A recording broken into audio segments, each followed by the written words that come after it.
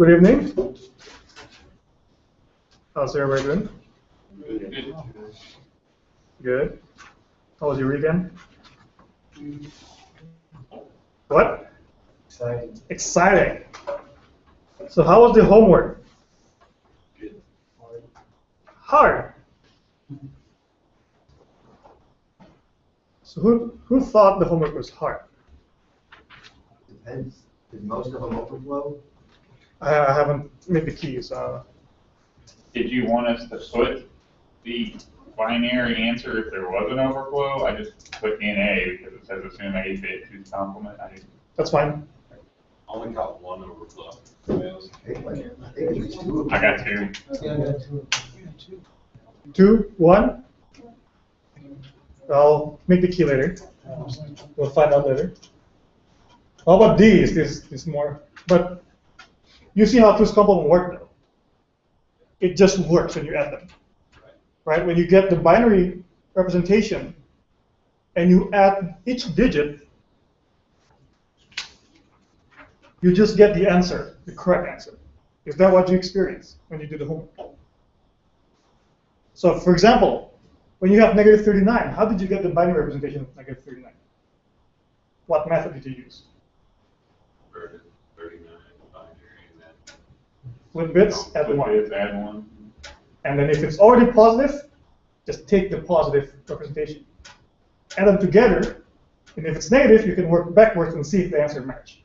And they should, unless it overflow. That's the beauty of it. you can have a carry without an overflow, right? Yeah, you can. Because I think one was a carry but not an overflow. Yes, that's probably why some people got 2 overflows. On unsigned integer, when you do addition, if you have a carry, it's always an overflow because you cannot represent that ninth digit, right? But for 2's complement, you could have a carry, but that doesn't mean that you have an overflow. So if you check back on my lecture, how do you check an overflow when you add 2's complement numbers? Check the what? The leading digit. Or the sign, and then see if the sign changes, right? If there are different signs, then you cannot have an overflow. But if they are the same sign and the answer has the different sign, you have an overflow. Go. Let's move on. So for these concept questions, so what's the difference between accessing a CPU register and memory?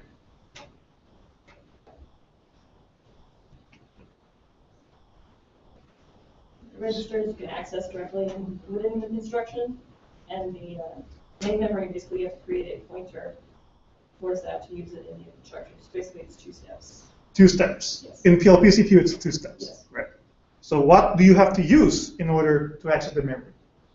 The bus. Memory address. Memory address, and by that, implicitly, you're using the bus. Right. In PLP CPU, you have load word, store word. Other instructions do not use the bus, the data bus. Does that make sense? Is this true for all architectures? No. Many architectures are not load store. For example, if you have an add instruction, you could do something, hey, add this register with this memory location. Right? In this case, the add instruction actually uses the data bus. But if you do add these 2 registers together, it won't. Right? So depending on what you use, it may or may not use the data bus. In PLP CPU, that's not true. To simplify the CPU, we only allow you to access the memory bus through load store.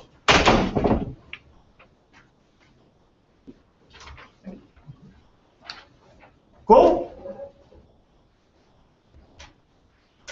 So how does the PLP CPU access the IO devices? Memory map. What does it mean? It sees it as memory. It sees it as a memory, right? So you give it an address. Hopefully, the programmer knows where it maps to. For example, for the LEDs, it'll be in the PLP CPU, it'll be 0xF020000. So when you write something to it, the LEDs will reflect whatever number you wrote. Make sense? Some I/O devices are more complex than LED and switches, right? They may have multiple registers. So IOs can have registers too, that the CPU can access through the bus. You will see more complex IO devices in the following few weeks. So you can see you just don't write a number. You have to actually do some algorithm to actually use the IO device. Cool? So what does this sequence of instructions do?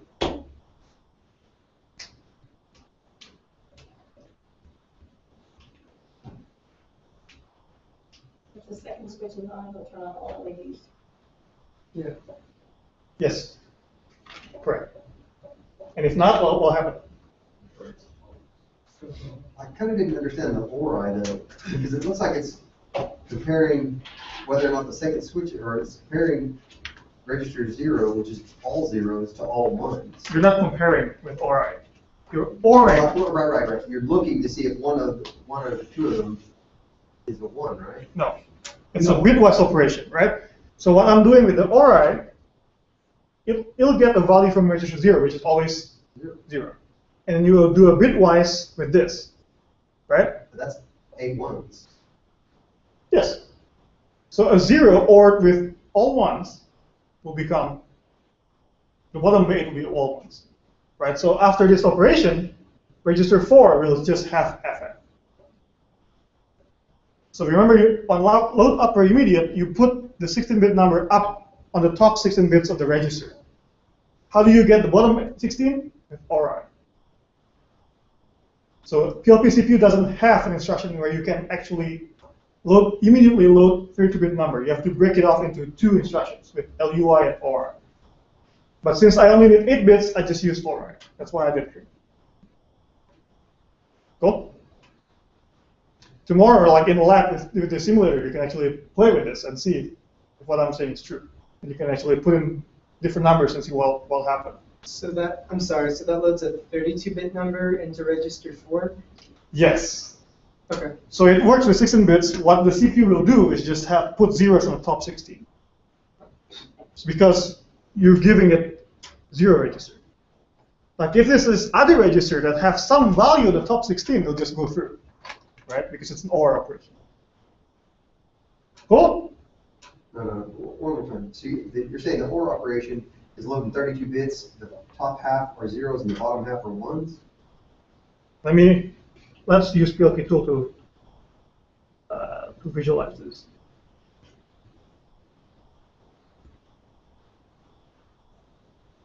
So this Java loads, because this is important. Like bitwise operation, you'll use a lot, right? Because sometimes you are not working with numbers, you're working with what each bit means in the register, right? So in that case, like the switches, like in the lab, like you did last week, you have to check for the second switch to see if you have to break out of the loop, right?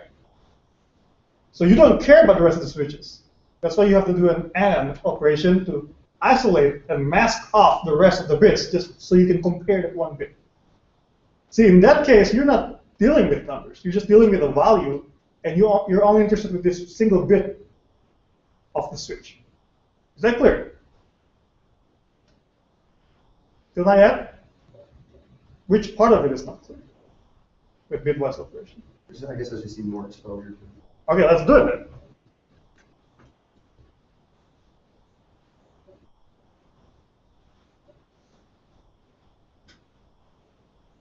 So let's assume all registers are 0, right? On most architectures, when you reset the CPU, all registers, the general purpose registers will do 0, but don't assume. Right? Always have a known initial condition. So, what if I do this? What do you think will happen?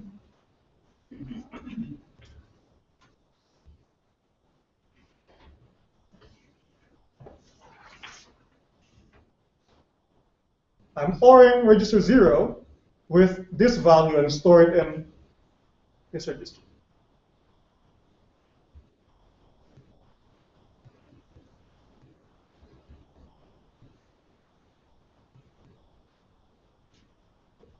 What will register 1 contain after this instruction?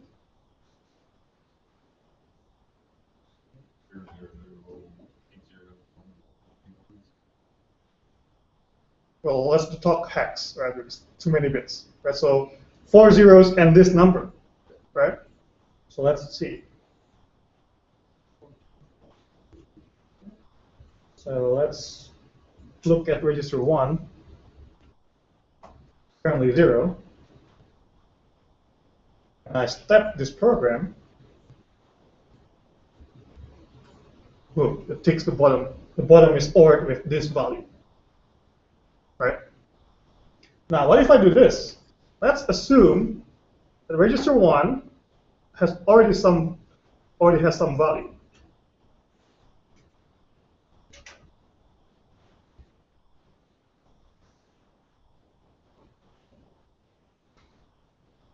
Right? So I went in the CPU and flipped some bits.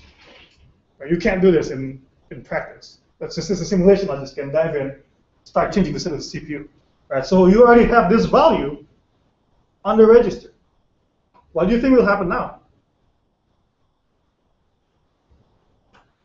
Oops. That's a bug. Let me fix. That's not supposed to happen. Let's do it this way.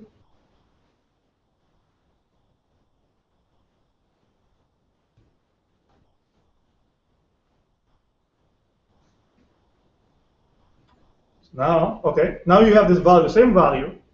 After I execute the OR I, what do you think will happen? The last 4 will be EEFF. Yes, because the last 4 hex digits here will be ORed with this value. And zeros ORed with anything, you'll get the other value, right? So when you step, boom. What? Oh, that's why. This really have value. There you go. Sorry, it's just when you improvise. Okay. Boom. Right, because the register 1 already has some value, you pull off register 1 and OR the bottom 4 hex digits, bottom 16 bits with that value.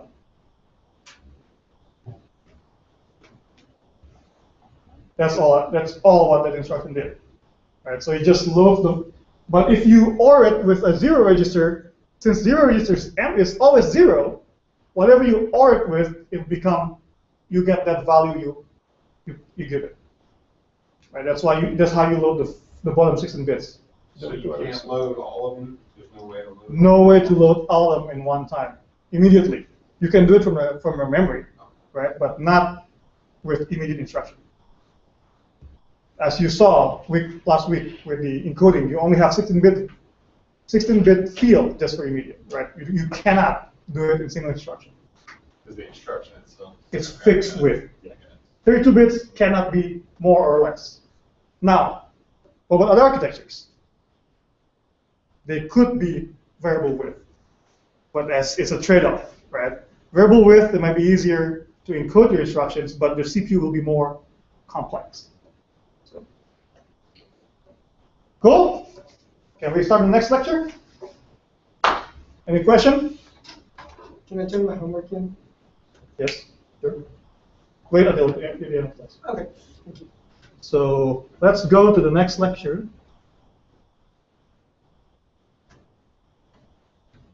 So what did we talk about last time?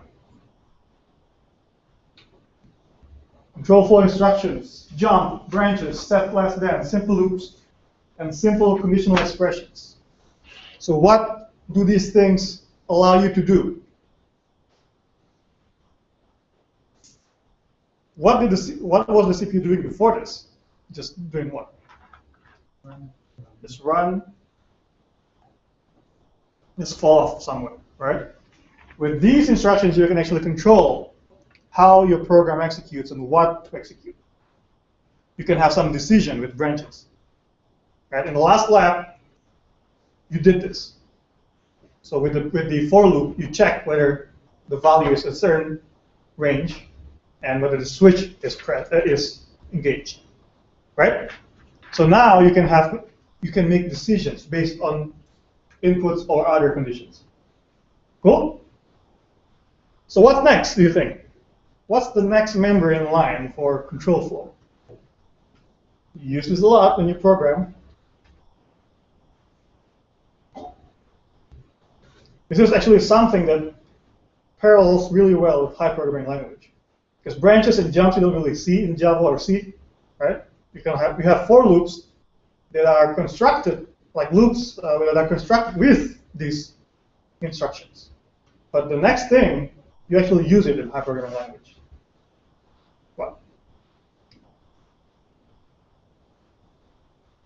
Come on. Remember your ComSci 101 or ComSci 101 and see what did you learn there? I learned nothing.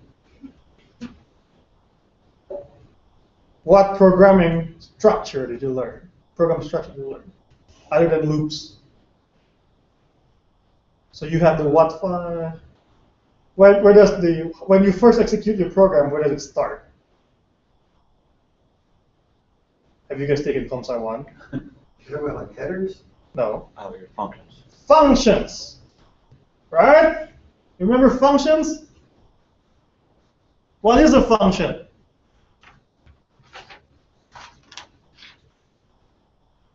What do you think a function is in your own words? Like, how do you understand functions? Code that performs a task. Code that performs a task. My loop does a task too, right? What's special about that code? You Set of can instructions that can be called. Can be called With different variables. anytime. My loops can be called anytime. It encapsulates code. It modifies a block of data. My loop can modify a block of data too. What's so special with functions? Pass parameters. Pass parameters, that's one characteristic of a function. What else? How does functions change your program? Like, think about if you have function and if you don't have function. How would you write a program?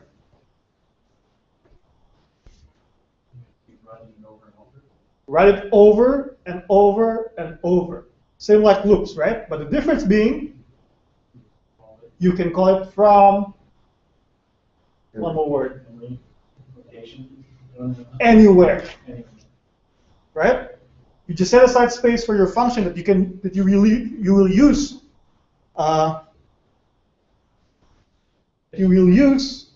for many places, right? With loops, that code section is also used many times, but it's only local to that part of your program. Make sense? With function, you can call it from anywhere. So what are the characteristics of a function? First, it has a name, so it has an identifier, so you know like what to call it. And you have arguments, and then you have a return.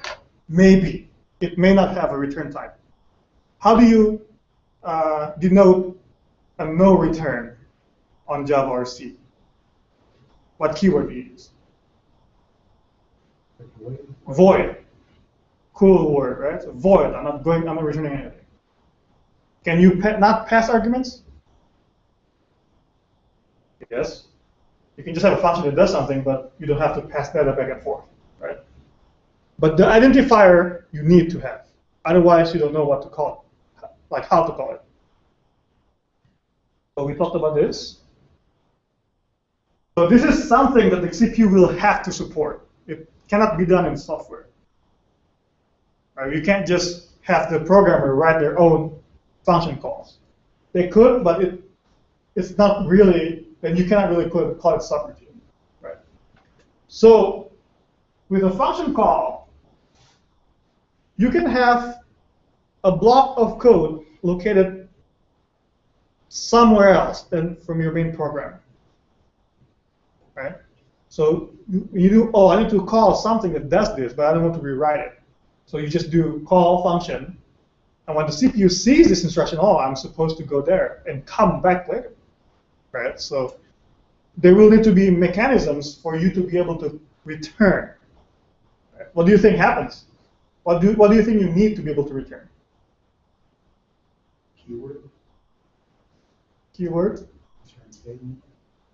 Return statement will need something before you actually call the function, right? So what do you do? Like, oh, I need to go there, but first I need to be able to return here later. You save your Return address, right? In a programming language, this is done for you. You call a function, you just know intuitively, oh, I'll come back here after this function is done, right? You don't think about it.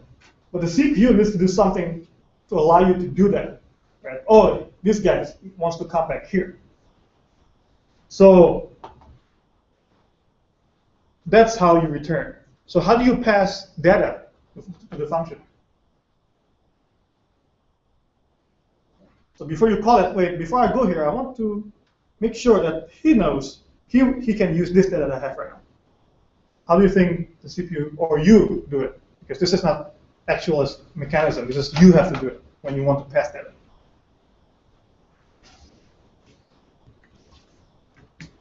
Think about the CPU. What's there?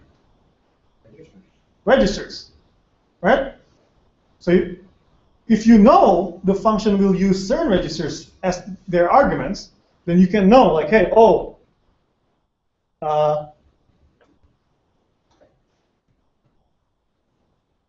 this function takes values from register 4 and 5, right? So before you call the function, what do? You write your arguments, 4 and 5, call it, so the function can actually operate that.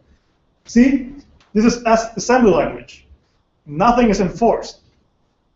There's nothing stopping you for not writing an argument, right? In Java or C, if the function takes 2 arguments and you only give 1, what happens? It error, right? It's like on compilation, it will compile. It's like this function is 2 arguments. You only give me 1. Stop it. What do you think happened in assembly? Okay, whatever is in register 5, we'll use it, right? You see now, like the interface, the difference between programming in high-level language, and in assembly, right? Nothing. Anything is fair game. You, as the programmer, will need to know what happens. That's why we have compilers, right? Because doing it this way is very error-prone, right? But sometimes you still need to write in assembly because you can write really, really optimized program. So, yeah. Did you know that Transport Tycoon Deluxe was written in assembly? Did you play Transport Tycoon? No, Roller Coaster Tycoon. So the first 2 games were written in assembly. That guy was crazy. All right. So when you come back, same thing, right? Before you return, hey, I have my results here. So I'm going to put a register here, and hopefully the programmer knows that I put it there. Cool? Any question on functions? Straightforward? Yes, no? Cool. It's going to wait. Well, now, what if I want to pass more than 30 words? PLP-CPU only have 32 registers, of which 1 is always 0. Right? And 1 you need to return address. So you basically have only 30 registers. Pass that along. If you don't use the CPU for anything else, just have 30 general purpose registers. But if you want to pass more than that, Dump some into memory? yes, dump some memory, which we'll see what's the best way to do it later. So why functions save space, right? Function used to be called subroutines. 40, 50 years ago, I was about to say 23. C computers have memory is so little that you have to optimize any way you can. Right? So, if we're going to use this part of the code over and over again, why don't we just have a mechanism that can just call it and return from it? So that's how it came about. Nowadays, it's more about convenience for us, right? So now you can have APIs. Have you heard what APIs are? So basically, somebody wrote a code in Java or C. You want to use it, but you don't want to really copy and paste that code to your program, right? So the guy just said, okay, just have this function and just call it, and this is the arguments I expect, and this is the values I will return. So it's nice. So you don't have to care about whatever is underneath. You just, all right, just call this function, and then give these numbers, and I'll get the result back. Cool. it still saves space, and it makes your code looks much neater. Right? You don't want to have this 200 lines of function pasted, copy and pasted everywhere. Right? So just make it unreadable. You can tell the compiler to do it for you. Flatten my program. Because there's an overhead of calling a function. Now, how does the function call work in PLP CPU? So to call a function, you use the JAL instruction. So basically, JAL, jump and link, and give it the label you want to go to. And that label becomes the location of the subroutine or function. While you do this, the CPU in the background saves the return address for you in register RA or register 31. So now one register has been taken away from you to support this. Right? So now that register, although if you don't use functions, you can use it as general purpose register. But if you use function, you can't do that anymore because it has a specific function now. Is that clear? Not all architectures have this, right? Not all architectures have like a programmer accessible return address register. So that's 31? Yeah. There is also named RA. So the numbers on the registers are make it easier for you to learn in the first time. But as we go along, you see that these registers may have specific functions. So that's why they have names. So if you go to PLP tool and hit F1 on your program, it'll show you what the registers are. Now to return from instruction, you use JR, and then instruct it to jump to an address located in the register. In our case, it would be RA, which the CPU used to store your return address. So now we're getting into register conventions. Although they are general purpose, they are named for a reason. Again, if you go to PLP tool and look at the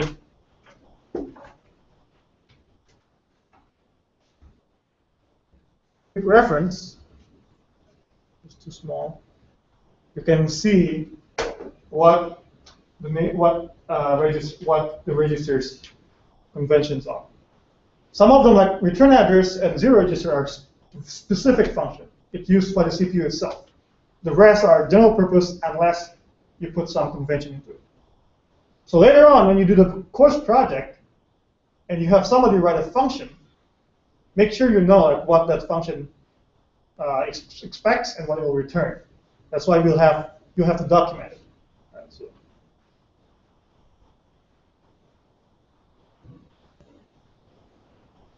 we talk about software library. It's convenient. Let's check out some library code in PLP tool. Well, how did you access the LEDs all this time?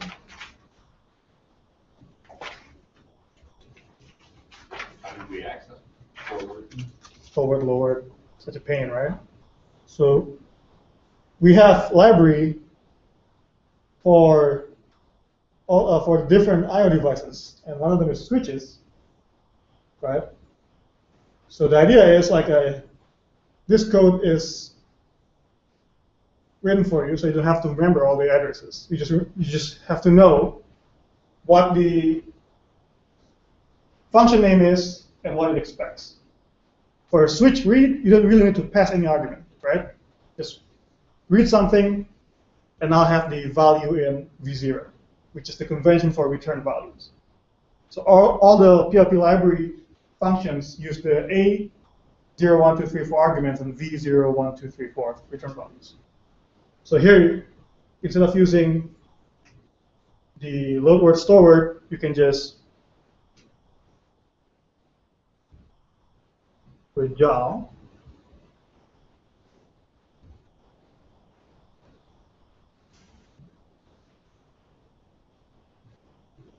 Okay. We can do something like, where's the LEDs? There's also a library for the LEDs.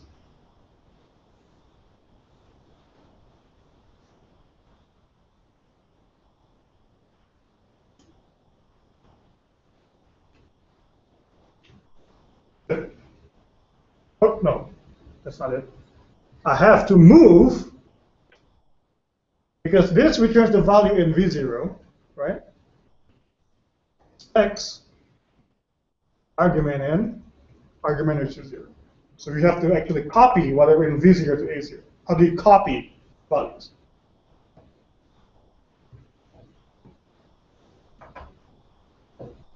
There are many ways to copy values in PLP-CPU. There are many instructions you can do. But for convenience, we have a pseudo op that we can use. Right, so what the move pseudo operation is, it copies whatever in V0 to A0. So now the second function can use it. Let's look at.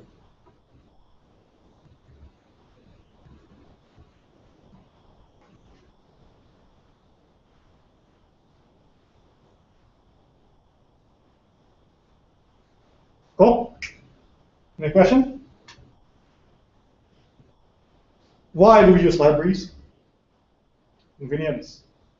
Because some I/O devices are complex enough that you don't want to deal with it in such a in a nitty-gritty details. Right? When you go to work and you have to deal with microcontrollers, you'll see this. Let's say you have to use CAN bus. CAN bus is a mess. Right? You can go in there and change bits to actually make it work. But these vendors don't want their users to go through this because they just switch, right? What? Company A, you have terrible support. You switch to company C, which actually has good library, software library. So I can just call a function init CAN bus arguments, boom, it works. Right? So you'll see this. I guarantee it. You'll have to deal with libraries a lot later on if you work with microcontrollers, unless you are hardcore, I guess. I don't trust libraries. I'm going to write everything myself. I wrote my own operating system. I don't trust Windows, which Linux did with Linux. Question? So can you make anything for your register names? Anything you want to call them? No, register have explicit names. So B0 and A0 or? It refers to the actual physical register. Memory locations, you can identify them. That's also the difference between addressing registers and memory. Registers are physical things that fix. So like for the return, you said it was register 31 that has a return, so you can put 31 or register RA? Yes. Okay. It's for convenience and compatibility. Cool? Good question. More space. What? Okay. So what if we want to call a function to a function, right? We only have one register to store our return address to the first one. What do you think happens when you call a second one?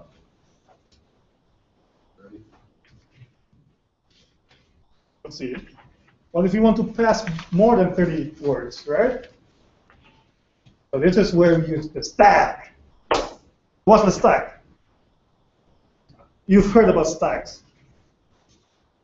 I'm starting to wonder if you guys took Computer Science 1. You did, right? What's stack? Oh, come on. Take a guess, based on the hard disk? Like the last X amount of entries that were in the register. No. And like the executions in. It's used for that. So what? It's an abstraction of how you access memory, but how? How have you been accessing memory all this time? First in, first out. Last in, first out. All this time, you actually give it specific point in that memory. Hey, right there. Hey, read from there. Hey, right there. Hey, read from there. Right? With a stack, it's just a different way to access memory, but it makes many other things possible. Right? Did you guys take Comp Sci 1? You need to review Comp Sci 1? Because I'm serious, because you will lose a lot if you like stack and arrays. You still remember arrays, right? No, this is important. Huh? It's been a while. Let's go over it. Okay, tomorrow then I'll dedicate tomorrow's class with programming class. I'd rather push things back than just go through and people just don't get anything, right? It'll be frustrating for you, and it'll be frustrating for me too. You know, so the stack, it's actually very aptly named. If you have a stack, you put things down and then when you pull it out, you pull out the last thing you put in, right? Unless you're playing Zynga, whatever the game's called. But yeah, you pull the top ones, right? So last in, first out. Very nice. So it's basically a software abstraction method of memory access, right? So you're still using memory. Like something similar to like page file? No. Page file is a very high level concept, which we'll just touch upon in the end of the semester. But if you want to learn page files, you can either talk to me, because we'll talk about operating systems later on, but on a such high level, because there's a course for it, which is actually pretty cool. I don't want to muddy the water. You're already. Well, you guys might be interested in operating systems, so. Well, like many classes, though, it really depends on who teaches it. So the stack has nothing to do with virtual space, where you run out of RAM and you start using the hard drive, nothing at all. No. Okay. Because if I say yes, it's very, very, like the overlap is very, very specific. Then I have to take 2 hours just to explain like why like they're related in some way. And people will just get confused and just drop the class and see it sucks, we're done here. All right, last in, first out. Oh. So remember these? Push pop? Yes. Peak? Why do you think peak is not essential? Can you implement a peak with just push and pop? How? So peak just means what's on the top, right? You just want to see what's on the top. Pop, you pull the top and see, oh, this is it, right? So you can implement a peak with just pop. Oh, this is it, pushback. It's a peak, right? Just a concept for operating on stacks. So PLP CPU is a bare bones CPU because it must be able to be designed by senior students, right? So it puts more load into the programmer to do more stuff, because the CPU doesn't support certain things. That's by design. So PLP CPU doesn't have a physical mechanism for stack, so you have to do it in software. But we're nice enough that we name one of the registers as stack pointer, just to give it a certain ascribed function to it. It's not a really hard function, it's still general purpose, in a way that if you're not using stack, you can use it as just temporary storage, right? But please use this register on your project so people know like where the stack is, right? So first, you point memory, hey, my stack starts here. Typically, you put it on the bottom, on the highest memory address. Can you think of why we do this? Why do we put the stack on the one end of memory? What's on the other end of memory? Your what? So you can see this is the end of 60 megabytes memory that we saw last week, right? Can you think of a reason why we put it there and not somewhere else? What happens to the stack when you use it? It grows, right? And you may need a lot of space, and you don't want the stack to touch your program. What happens when the stack touches your program? It's called a stack overflow, right? You override the program, and that's how vulnerabilities and security vulnerabilities happen. Because you find a part of the code that it's naughty, that you can actually, hey, I can actually put a bunch of stuff on the stack that includes my own code. One instruction is all you need to exploit the vulnerability. For example, when you try to what do you call it, the jailbreak, that's what they do, right? You have your own program somewhere else. It just takes one instruction, which is a jump. If you can make the CPU somehow jump to that part of your code, boom, you just took over. Does that make sense? That's how people exploit things. So make sure you are careful with your stack, because low-level programming, there's no, yes? So make sure it's straight. Stack is when you're in a function, you need to call another function, you ran out of space. You'll see. So first, let's see how to implement stack in PLP CPU, right? So the first, when you want to put data into the stack, you reserve space, right? So basically what I did here, I decrement my stack pointer by 4, so now it points to this space. What this does, it reserves that spot for your data. What's next?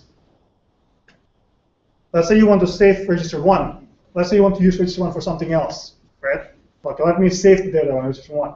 All you have to do, store the value of register 1 to this location plus 4, right? So this position. There's a reason why you reserve first, but I'll explain later when we talk about interrupts. But right now, this is how you do a push. This is a software push, right? The CPU doesn't have a physical push mechanism. You, the programmer, just made it yourself, right? Some other architectures actually have physical stack that's separate from memory, where you don't have to worry about this. But the drawback for that, you'll have small stack, right? With PLP CPU, you can have the stack can be as big as your memory minus your program and data. Cool? So now you have saved register 1 to that spot. What if you want to pop it? First you read from it. Now register 1 is restored. But the stack now will have to change to account for that, right? Since when you pop it, you're saying, I got this data. That data is useful now, right? So you increment the stack pointer, so now it points at that. Notice when you do a load work, the data is still there, right? But with the stack pointer pointing at that location, it means that data is still there, but it's useless because I've used it. It's just a programmer construct. Memory still have those bits, but you don't care. See what I'm saying? How dumb the computer is? No, there is no mechanism that can prevent you from doing stupid things. That's why we have compiler.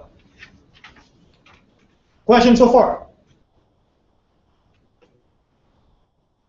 No? So those two instructions implement a push, and those bottom two instructions implement a pop. Now that's tedious. So I'm, as the author of the PLP CPU assembler, hate running that all the time and I need to push and pop. So what I did, I have pseudo instructions that actually replaces those instructions with push and pop, just like your load immediate, right? It's LUI and ORI, but like it'd be nice if you could just have one pseudo instruction that resolves into those two. Similar with push and pop. So first you have to initialize where your stack is. Push register to put the value that register to the stack. Use pop register to get the data back and destroy that spot. Cool. Like I said before, many other architectures have dedicated stack operations. So now some caution about using stack. What can go wrong, right? We always love this part. How do we break this? We've seen one with Raymond, not looking back. They'll break things. And you'll see another here, how you can break things. Let's say you want to push the first few registers to save it. Boom. See that? So 1 is on the bottom, 2 and 3. And now we can do some operations that can clobber those registers. When you want to pop it, you have to pop it in reverse order because it's last in, first out. Right? But the programmer forgot to restore register 1. And the program goes along, does some operation, and start pushing again. So this is a leak. Right? As the program goes, what do you think happens to the stack? Grows and grows and grows and grows, and CPU just does something that you don't want it to do. This is a really common bug when you write an assembly.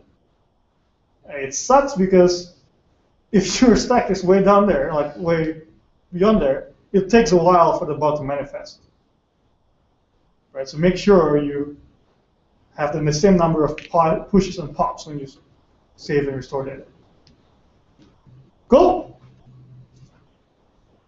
So how does the stack help us making a more kick-ass function? Right? Before, we were limited to registers. Now we can pass more data by saving all your arguments to the stack and have the function pop them in reverse order. Right? Now you can use the whole memory if you want, or as many spaces you have when you do this. Right? And then when you return value, you can actually do the same thing. Put the values on the stack, return a JR, and then pop them in reverse order. No data clobbering, right? Because the registers are saved now. So you can save them before you call the function. For example, if the function needs to use T0 to T5, but you're using T0 and T5 before you call the function, what you can do, you push into the stack, so now they're safe, call the function, they can clobber those registers, and when you come back, you can pop them back to the registers, ready to use. Cool?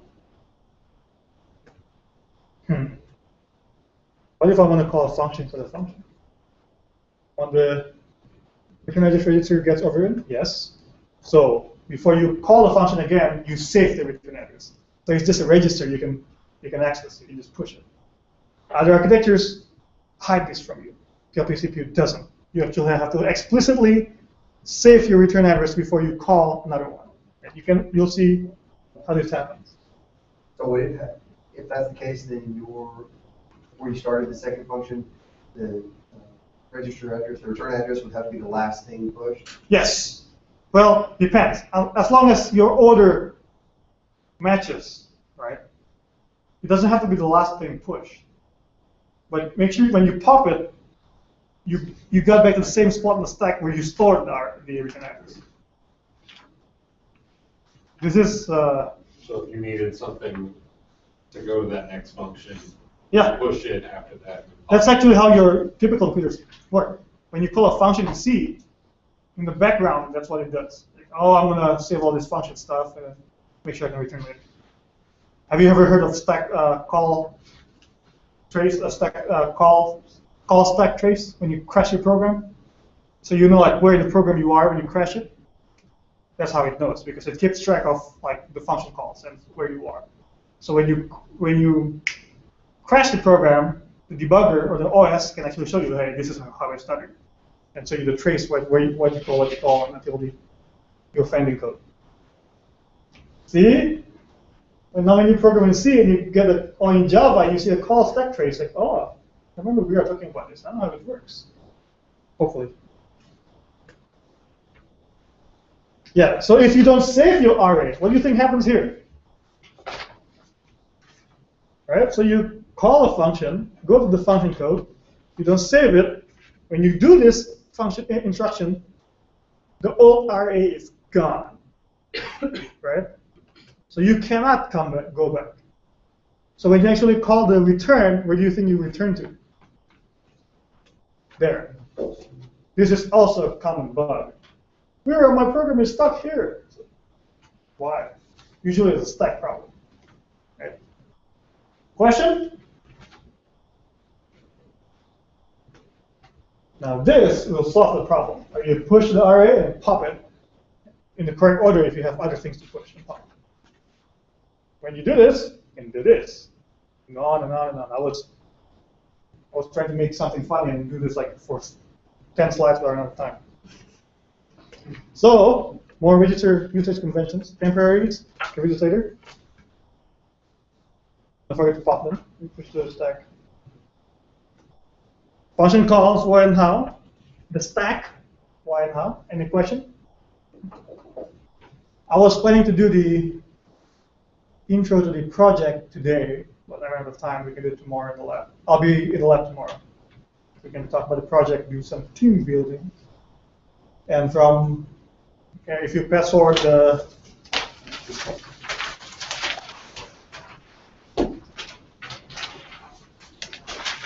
from these data, Cherwa and I will decide your fate. So it's a class project, right? So there's only 14 of you. So the plan was to either make 3 or 2 teams depending on how inclined you are on hardware or software. Even though if you're in a hardware team, I would want you to think in terms of how will this affect the programmers, right? You have to deal with voltages, but still, when you think about it, it's like, how will they calculate these things? So you propose how to do stuff. You don't just pick a sensor, use it, whatever. You have to read the decision yourself and program it. Don't be lazy. No, right? You have to do your own research, but that's assuming that somebody wants to do hardware. If everybody wants to do programming, Cherwa and I will do the sensor stuff for you. But you have to spend money on this project, unless I have fallback plans. But the idea is, when you do this project, you want to get your own chip or development board. So I don't expect anybody to spend more than $10.